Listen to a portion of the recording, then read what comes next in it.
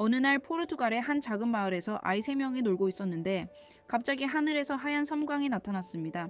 그 다음 순간에 한 여자가 빛 속에서 걸어 나왔습니다. 아이들은 금방 이 여자가 누구는지를 알아봤습니다. 그녀는 틀림없이 전설 속의 성모 마리아입니다. 아이들은 금방 이 여자가 누구는지를 알아봤습니다. 그녀는 틀림없이 전설 속의 성모 마리아입니다. 궁금한 이들은 매달 약속 시간에 맞춰 찾아갔고 성모님은 정말로 세상에 대한 비밀, 즉 유명한 파티마의 3가지 비밀을 알려줍니다. 그리고 이 3가지 예언은 모두가 기적적으로 현실이 되었습니다. 우연인가 아니면 운명인가요?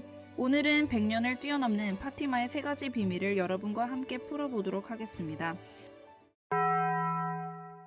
이 이야기는 포르투갈에 있는 작은 마을 파티마에서 일어난 일입니다.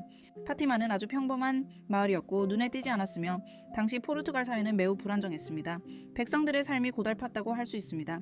그 혼란한 시대에는 심지어 국왕도 암살을 당했을 수 있는 것입니다. 나라 안에 내분과 혁명도 잇따랐습니다. 국가의 개혁과 재편이 이루어져도 국가에 더 많은 안정을 가져다 주지는 못하였고 오히려 더 많은 쿠데타를 일으켜 백성들은 끝없는 두려움과 불안 속에서 살아갈 수밖에 없게 되었습니다.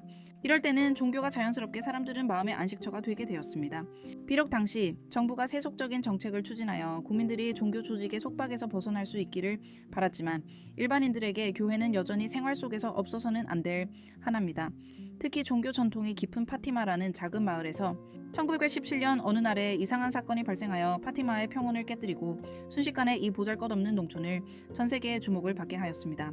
파티마 마을에는 귀여운 목동 3명이 있습니다. 이름은 루시아, 자신타, 그리고 프란시스코입니다. 이 3사람이 교회의 언덕에서 놀고 있을 때 갑자기 눈앞에 번개가 쳤습니다. 이상한 건 그날은 맑은 날이었기 때문에 번개가 칠 리가 없어야 합니다. 하지만 단순한 아이들은 그런 생각을 하지 않고 바로 양떼를 모아 집으로 돌아가려고 했습니다. 바로 그때는 그들은 나무 아래로 걸어갔는데 다시 번개가 쳤습니다. 이번에는 그들 앞에 태양보다 더 밝은 흰옷을 입은 여자가 작은 나무 위에 나타났습니다. 이 여성은 목동에게 다정한 미소를 지으며 말하였습니다. 겁먹지 마. 난 널 해치지 않아. 난 천국에서 왔어. 앞으로 6개월 동안 13일마다 여기로 와줘. 시간 맞춰 오면 내가 누군지, 내가 뭘 원하는지 알려줄게. 똑똑한 아이들은 바로 이 여자가 전설 속의 성모 마리아라는 것을 알아챘습니다. 그래서 매달 13일이 되자 궁금해하던 아이들이 약속을 지키고 합니다. 그리고 원하는 대로 이 하늘나라에서 온 여성을 보게 되었습니다. 만날 때마다 성모는 그에게 예언이나 계시를 전해줬습니다. 아이들도 모르는 사이에 전설의 메신저가 되어버린 것입니다. 하지만 그들 사이는 사실 친구처럼 지내요. 어느 날 만남에서 장난기 많은 루시아가 참지 못하고 성모님께 저는 천국에 갈 수 있냐고 물어봤습니다. 성모는 프란시스코와 자신타는 가지만 너는 여기 더 오래 머무른다고 말하였습니다. 예수님은 너를 이용하여 내가 모든 사람에게 알려지고 사랑받기를 원하십니다.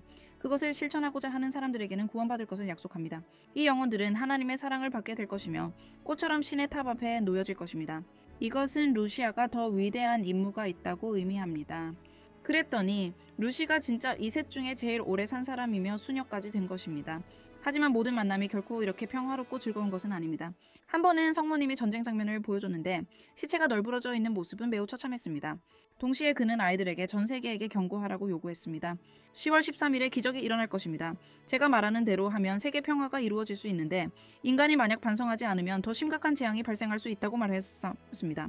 아이들은 이 소식을 듣자마자 더 큰 재난이 일으킬까봐 마을 사람들에게 바로 소식을 전했고 개과천선하여 전쟁을 멈추기 바랍니다. 하지만 동네 어른들이 어떻게 그 꼬맹이들의 말을 믿을 수 있겠습니까? 그냥 이 예언들을 한 귀로 흘렸습니다.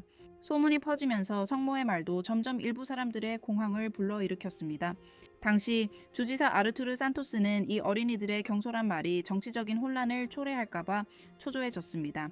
그래서 그는 아이들을 가두었습니다. 하지만 이 행동은 오히려 이 기적의 아이들을 더욱 유명하게 만들었습니다. 결국 증거 불충분으로 주지사도 아이들을 풀어줄 수밖에 없었습니다. 자유를 되찾은 아이들도 성모님의 말씀을 잊지 않고 10월 13일 이날에 기적이 일어날 것이자 꼭 믿어준다고 대중에게 끊임없이 호소하고 있습니다.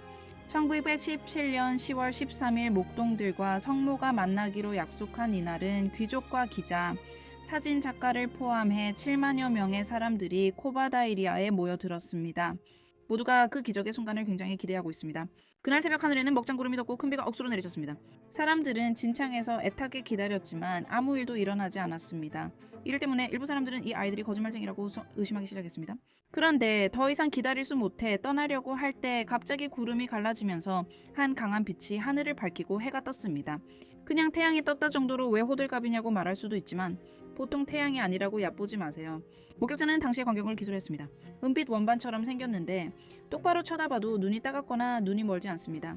갑자기 태양이 과학적으로 설명할 수 없을 정도로 이상하게 떨렸습니다. 현장에 있는 일부 사람들은 태양이 춤추고 있다고 생각했습니다. 이 기적 같은 장면은 현장의 관중들을 놀라게 했고 태양의 기적이라고 불렸습니다. 성모 마리아는 이 세 명의 목동을 통해 매일 묵주를 읽으면 세계 평화를 얻을 수 있고 전쟁을 끝낼 수 있다고 목격자들에게 말했습니다. 그 말을 들은 사람들은 정신을 차리고 나서야 방금 내린 비로 흠뻑 젖은 옷이 물 한 방울 없이 말랐다는 것을 알게 되었습니다.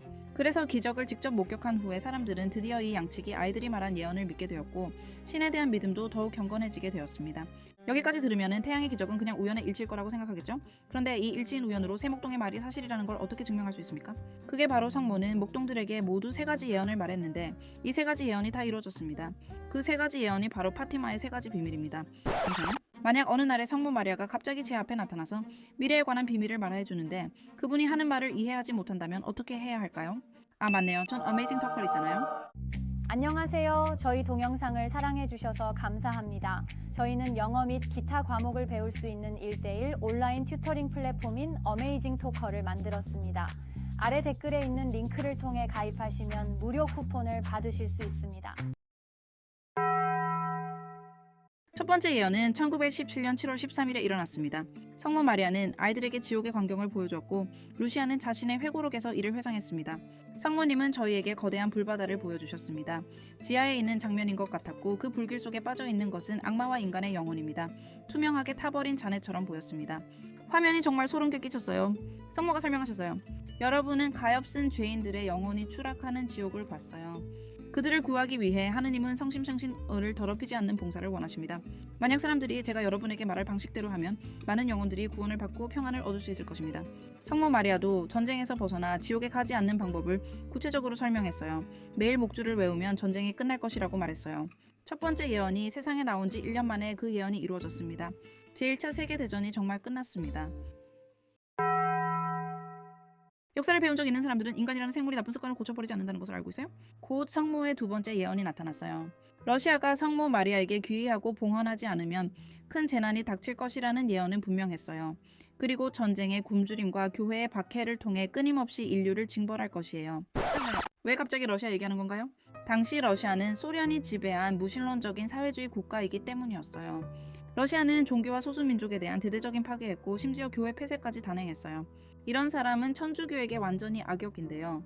러시아는 무신론자이니까 두 번째 예언에 나타난 경고한테 전혀 신경 안 썼어요. 따라서 제2차 세계대전이 터졌을 때 수많은 사람들이 전쟁과 파괴 속에서 고통을 받았어요. 전 세계는 러시아와 함께 이 벌칙을 받았어요. 이 결과 때문에 이 예언은 제2차 세계대전에 예고한 것으로 여겨졌고 러시아 공산주의의 확장에 대한 경고로 여겨졌어요. 그리고 두 번째 예언에는 특별한 징표가 언급되어 있었어요. 밤하늘을 알 수 없는 빛으로 비추면 벌칙이 온다고 했습니다. 역시 1938년 1월 25일에 갑자기 전대미문의 오로라가 온 유럽의 밤하늘을 밝게 비추었어요. 최북단의 노르웨이에서 최남단의 스페인까지 다 볼 수 있었어요. 오로라가 나타난 것은 은 예언에서 언급한 미지의 빛과 완전히 똑같았어요. 이 현상은 사람들이 파티마 스톰이라고 불렸어요. 뉴욕타임스도 이 희귀한 현상을 보도했어요. 어떤 곳에서 사람들이 너무 무서워서 도망간 경우도 있었다고 했어요. 사실은 파티마의 예언이 매우 정확하다는 것을 증명했어요. 제2차 세계대전의 발발도 소련의 부상도 하늘에 알 수 없는 빛도 성모의 말을 거의 증명하고 있었어요.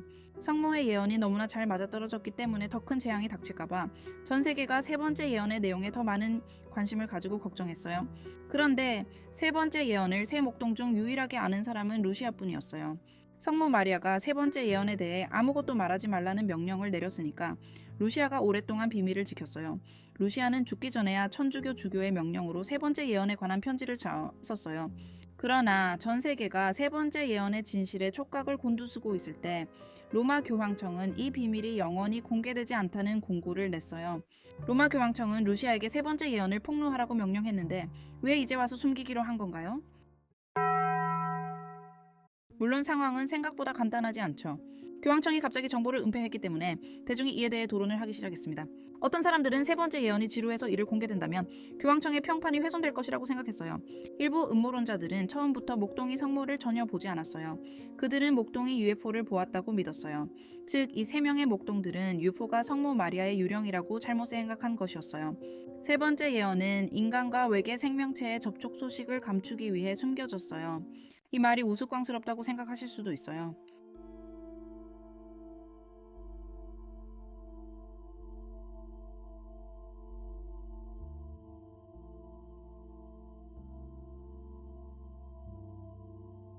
물론 이런 설명은 모든 사람들을 완전히 설득하지 않았어요.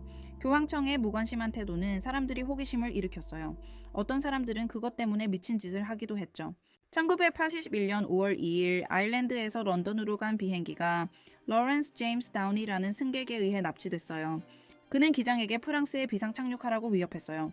그는 9페이지 분량의 성명을 발표했고 교황청이 파티마의 세 번째 예언을 발표하도록 강요했어요. 물론 그는 그렇게 쉽게 성공하지 못하고 투옥됐어요. 며칠 후 에이리 악차라는 터키 우익이 성 베드로 광장에서 교황 요한 바오로 2세를 총살했어요. 그러나 교황은 공격에서 기적적으로 살아남았어요. 교황은 자신을 치명적인 타격으로부터 보호해주신 분이 파티마의 성모였다고 직접 말했어요. 암살 발생한 후인 2000년 5월 13일에 교황청은 마침내 세 번째 예언의 내용을 대중에게 기꺼이 공개했어요.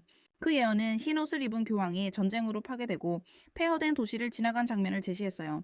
착한 교황이 가는 길에 이 죽은 영혼들을 위해 기도한다고 지적했어요. 그러나 이 교황은 기도하다 군인들의 총에 맞아 죽게 됐어요. 세 번째 예언이 발표된 후 교황청은 그 예언의 내용이 1981년 교황 암살에 관한 것이라고 설명했어요. 이 설명을 들은 모든 사람은 즉시 기분이 좋지 않아졌어요. 세 번째 예언이 이렇다면 앞 두 예언보다 너무 편협하죠.